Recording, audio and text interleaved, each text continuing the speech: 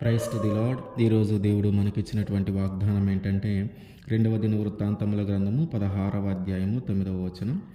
తన ఎడల యథార్థ హృదయము గలవారిని బలపరుచుటకై యెహోవా కనుదృష్టి లోకమందంతటా సంచారము చేయుచున్నది. ఆమేన్. మన హృదయంలో ఎలాంటి ఆలోచనలు పుడుతూ ఉన్నాయి, మనము ఎలాంటి పని చేయబోతూ ఉన్నాం, మనము అనుభవిస్తున్నటువంటి కష్టాలేంటి, మనం అనుభవిస్తున్నటువంటి శ్రమలేంటి, మనము కలిగి ఉన్నటువంటి అనారోగ్యం ఏంటి, మనము చేయబోతున్నటువంటి కార్యములేంటి, మన జీవితం ఎటువైపు మలుపు తిరగబోతూ ఉంది, అసలు మన జీవితము ఎటువైపు ప్రయాణిస్తూ ఉంది, ఇదంతా కూడా దేవునికి తెలుసు. దేవుని యొక్క కనుదృష్టి ఈ లోకమంతటా సంచరిస్తూ ఉంది కాబట్టి ఆయన కనుదృష్టిలో ఇది కూడా ఉంది. అంటే మన జీవితంలో మనము ఏం చేయబోతూ ఉన్నాం, ఎలా ఉండబోతూ ఉన్నాం, ఎలాంటి కష్టాలు ఎలాంటి బాధలు మనం పడబోతూ ఉన్నాం, లేదు ఎలాంటి ఆనందము ఎలాంటి సంతోషం మనం కలగబోతూ ఉంది, ఇట్లా ప్రతిదీ కూడా దేవుని యొక్క కనుదృష్టిలో ఆయనకి కనిపిస్తూనే ఉంది. ఆయన యొక్క కనుదృష్టి లోకమందంతటా సంచారము చేస్తూ ఉన్నది. ఎందుకు అంటే ఎవరైతే తన యందల భయం కలిగి ఉన్నారో, ఎవరైతే తన మీద నమ్మకం కలిగి ఉన్నారో, ఎవరైతే తన మీద విశ్వాసము కలిగి ఉన్నారో, ఎవరైతే దేవునిని ఎరిగి యథార్థముగా ప్రవర్తిస్తూ ఉన్నారో, వారి జీవితాలలో ఏమైనా కష్టాలు ఉన్నాయేమో, వారి జీవితాల్లో ఏమైనా బాధలు ఉన్నాయేమో, వాళ్ళు ఏమైనా కఠినమైన పరిస్థితుల్లో ఉన్నారేమో, వాళ్ళు ఇబ్బందికరమైన పరిస్థితుల్లో ఉన్నారేమో, అనారోగ్యంతో ఉన్నారేమో, ఇదంతా కూడా దేవుడు చూడటానికి ఆయన యొక్క కనుదృష్టి లోకమందంతటా సంచరిస్తూ ఉంది. మనం అనుకుంటాం దేవుడు మనల్ని చూడట్లేదు, దేవుడు మనల్ని పట్టించుకోవట్లేదు, దేవుడు మన గురించి ఆలోచన చెయ్యట్లేదు అని. కానీ ఆయన అంటూ ఉన్నాడు, ఎవరైతే భయభక్తులు కలిగి ఉన్నారో, ఎవరైతే యథార్థవంతంగా జీవిస్తూ ఉన్నారో, వారి జీవితాలలో ఉన్నటువంటి కష్టాలను, వారి జీవితంలో ఉన్నటువంటి కన్నీళ్లను, వారి జీవితంలో ఏం జరగబోతుందో అంతా కూడా ఆయనకి తెలుస్తూ ఉంది. అంటే ఆ కష్టాలు, కన్నీళ్ళు, ఆపదలు అనేవి మన జీవితంలోకి రాకుండా చేయటానికి ఆయన యొక్క కనుదృష్టి మన చుట్టూ ఉంది.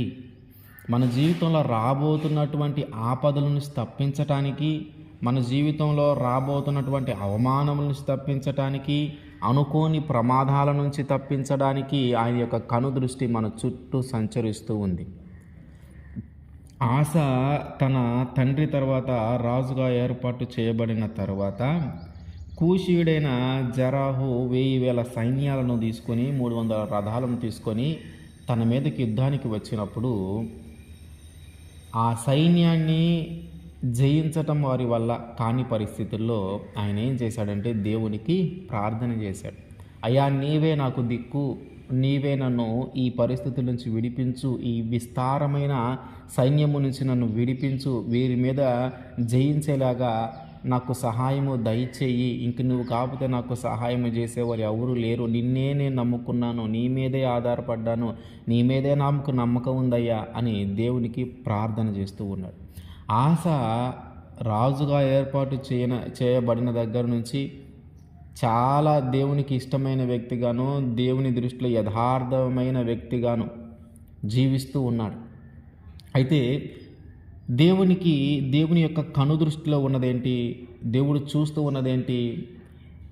ఈ జరాహు అనే వ్యక్తి 1000 సైన్యాలను తీసుకొని ఆసా మీదకి వస్తాడని దేవుడికి తెలుసు. ఎందుకంటే ఆయన కనుదృష్టి లోకమందంతటా విస్తరించి ఉంది, లోకమందంతటా సంచారము చేస్తూ ఉంది.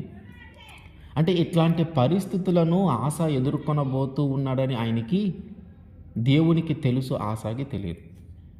అంటే మన జీవితంలో ఏం జరగబోతూ ఉంది, మన జీవితం ఎలాంటి మలుపు తిరగబోతూ ఉంది, మన జీవితంలో ఎలాంటి ప్రమాదాలు మన జీవితంలోకి రాబోతూ ఉన్నాయి, ఎలాంటి ఆనందము, ఎలాంటి ఉన్నతమైన స్థితి రాబోతుందని మనకి తెలియదు, కానీ దేవుడికి ఖచ్చితంగా తెలుసు.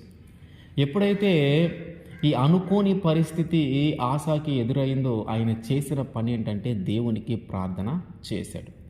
అంటే మన ముందున్నటువంటి ఆ శత్రువుని జయించటానికి, మన ముందున్నటువంటి ఆ పరిస్థితులను జయించటానికి అనుకోని విధముగా అవి మన జీవితంలోకి వచ్చినాయి కాబట్టి అవి ఆల్రెడీ అట్లా వస్తాయని దేవుడికి ముందే తెలుసు.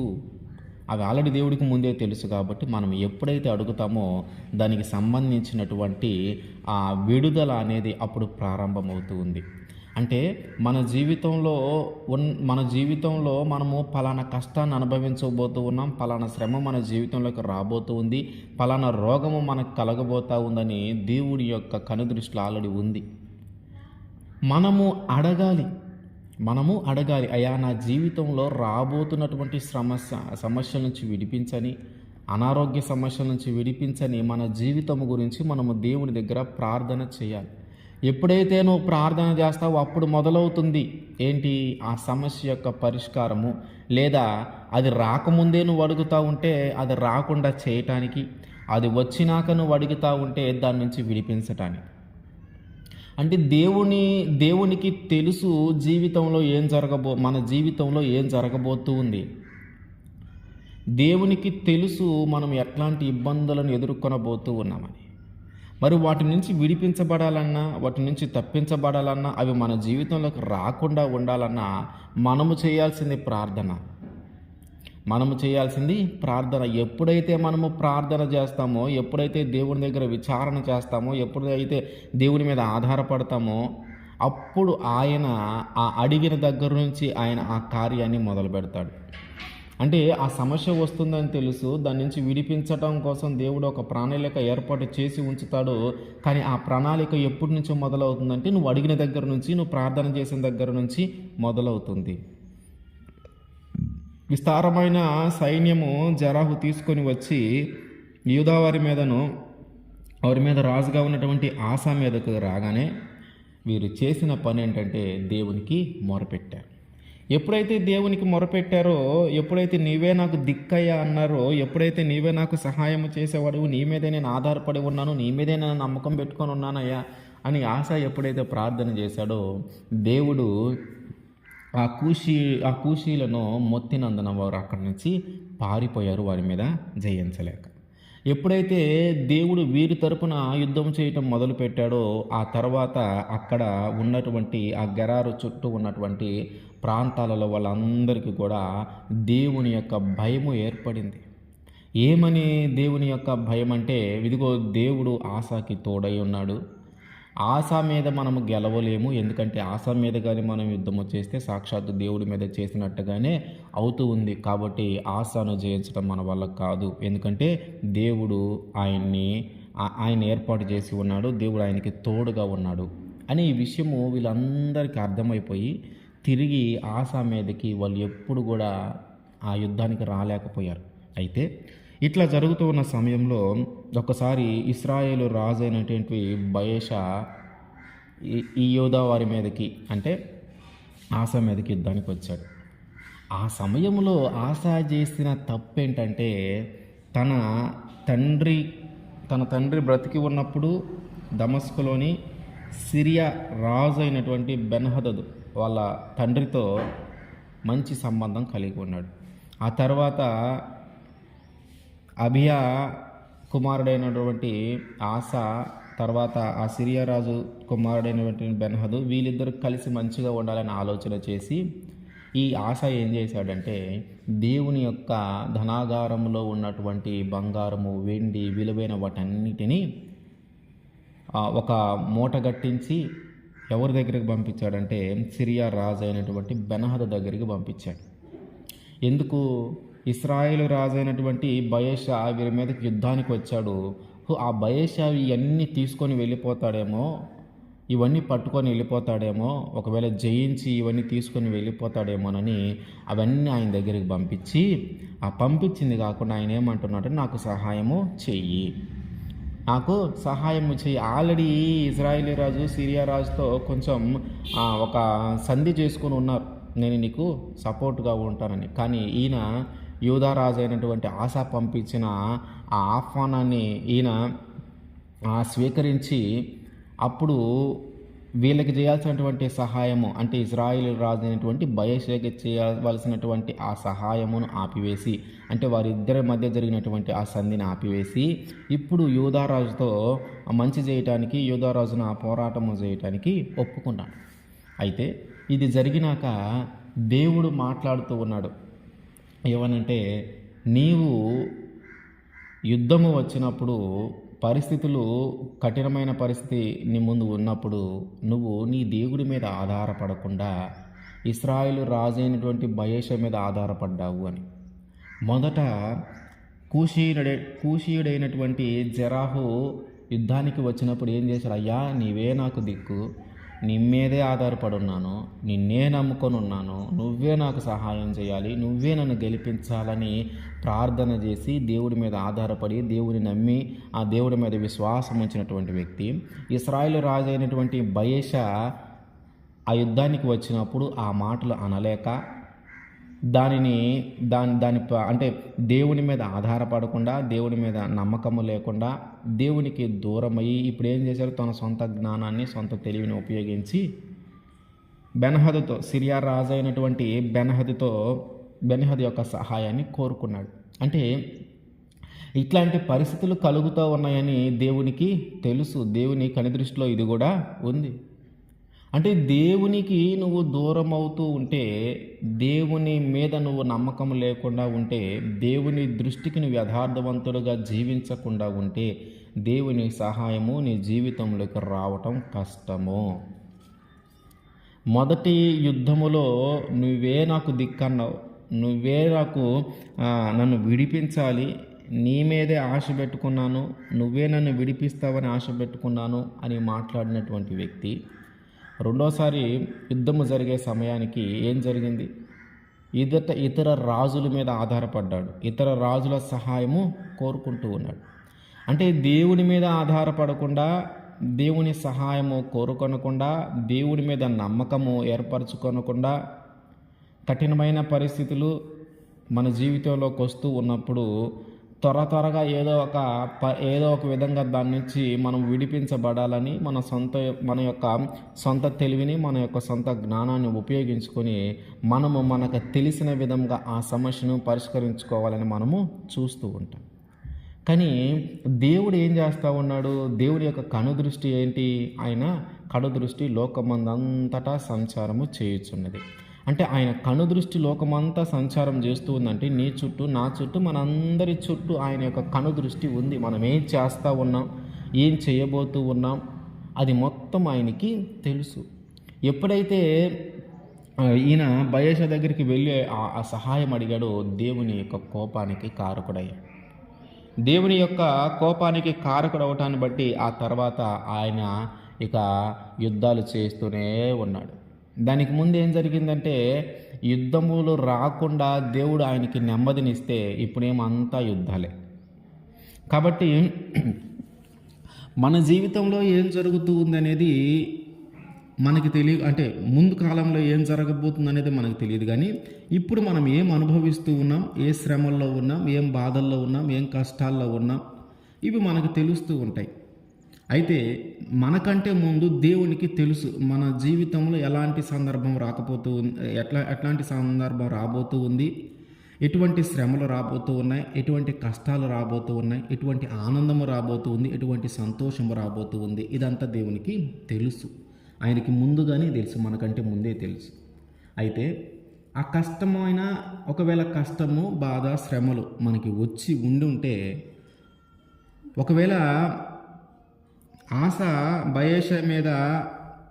బయెషా మీదకి వెళ్ళేటప్పుడు ఆ బెన్హదు యొక్క సహాయము తీసుకొని తప్పు చేశానని గ్రహించి తిరిగి మళ్ళీ దేవుడి మీద గాన ఆధారపడినడితే దేవుడు మళ్ళీ ఆయనకి సహాయము చేసి ఆ బయెషా నుంచి విడిపించి ఆయనకి నెమ్మది కలుగజేసేవాడు. అంటే ఇంక మళ్ళీ యుద్ధాలు లేకుండా ఆయనకి ప్రశాంతంగా జీవించేలాగా చేసి ఉండేవాడు. కానీ ఎవరైతే ఆ ప్రవక్త వచ్చి చెప్పాడో ఆయన మీద కోపపడి ఆయన్ని తిట్టి ఇంకా దేవునికి దూరం అవుతూ ఉన్నాడు ఆశ. మొదటేమో యథార్థవంతంగా జీవించాడు, దేవుడు కూడా కాపాడుతూ ఉన్నాడు. తర్వాత ఏమో యథార్థవత పోయింది, దేవునికి దూరం అవుతూ ఉన్నాడు, దేవుడు కూడా దూరం అవుతూ ఉన్నాడు. ఇక్కడ 2 సందర్భాలకు దేవుడికి తెలుసు. ఆయన జీవితంలో ఇట్లా చేయబోతూ ఉన్నాడని, ఇట్లాంటి మలుపు తిరగబోతూ ఉందని, ఇట్లాంటి కష్టం రాబోతుందని, ఇట్లాంటి యుద్ధం రాబోతుందని, ఇదిగో ఇట్లాంటి పరిస్థితిని ఎదుర్కొంటాడని దేవుడికి తెలుసు. కానీ దేవుడు ఏం ఆశపడుతూ ఉన్నాడు, దేవుడు ఏం ఆశిస్తూ ఉన్నాడంటే, నాకు సహాయం చెయ్యయ్యా అని అడుగుతాడేమో. అయ్యా నీవే నాకు దిక్కు, నీవే నా కొండ, నీవే నా కోట, నీవే నాకు ఆధారమయ్యా, ఈ పరిస్థితి నుంచి నువ్వు నన్ను విడిపించయ్యా అని అడుగుతాడేమోనని ఆయన ఎదురు చూస్తూ ఉన్నాడు. మన జీవితంలో కూడా అంతే. మనకి ఎదురవుతున్న కష్టం ఆయనకి ముందుగానే తెలుసు. మనం ఇప్పుడు పడుతున్న శ్రమలు ఆయనకి ముందుగానే తెలుసు. ఇప్పుడు పడుతున్న బాధలు ఆయనకి మనకంటే ముందుగానే తెలుసు. అట్లాగే రేపు రాబోతున్నటువంటి శ్రమైనా, రేపు రాబోతున్నటువంటి బాధలైనా, రేపు అనుకోని ప్రమాదాలు రాబోతున్నవైనా అవన్నీ ముందుగానే దేవుడికి తెలుసు. ఇప్పుడు మనం అనుభవిస్తూ ఉన్న వాటిని గురించి దేవుణ్ణి అడగాలి, రేపు రాబోతున్న వాటిని గురించి దేవుణ్ణి అడగాలి. ఇప్పుడు ఇప్పుడు అనుభవిస్తున్నటువంటి కష్టం గురించి, అయ్యా నన్ను ఈ కష్టం నుంచి విడిపించు, అయ్యా నన్ను ఈ శ్రమల నుంచి విడిపించు, నీవే నాకు దిక్కు, నీవే నాకు ఆధారము, నీ మీదే నేను నమ్మకం పెట్టుకొని ఉన్నాను, నీ కోసమే, నీ సహాయం కోసమే నేను ఎదురు చూస్తూ ఉన్నాను. ఇది మనం చేయాలి.